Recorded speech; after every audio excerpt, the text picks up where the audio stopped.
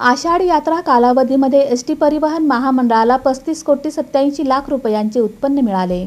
आषाढी यात्रेकरता येणाऱ्या भाविकांची सोय व्हावी म्हणून राज्य परिवहन महामंडळानं 5,200 जादा बसेस सोडल्या होत्या. या बसेसच्या माध्यमातून पंढरपुरात सुमारे 9,71,000 भाविकांची वाहतूक झाली. यातून परिवहन महामंडळाला सुमारे 35,87,00,000 रुपयांचं उत्पन्न मिळालं. दरम्यान यंदाच्या वर्षी आषाढी यात्रेत सुमारे 20 लाखाहून अधिक भाविक येणार असल्याचा अंदाज प्रशासनानं व्यक्त केला होता. त्यामुळे येणाऱ्या भाविकांना चांगल्या सुविधा मिळाव्यात याकरता परिवहन मंत्री प्रताप सरनाईक यांनी पंढरपुरात येऊन बैठक घेतली होती. यावेळी प्रवाशांच्या सेवेकरता 5,200 जादा बसेस सोडण्याचा निर्णय घेण्यात आला. भाविकांची गैरसोय होऊ नये यासाठी पंढरपुरात 4 बस स्थानकं तयार करण्यात आली होती. इथून विविध गावांना एसटी सोडण्यात येत होत्या. 50 प्रवासी एकत्र आल्यास खास त्यांच्या गावाहून पंढरपूरकरता एसटी सोडण्यात आली. त्यामुळे याचा लाभ अनेक भाविकांना मिळाला.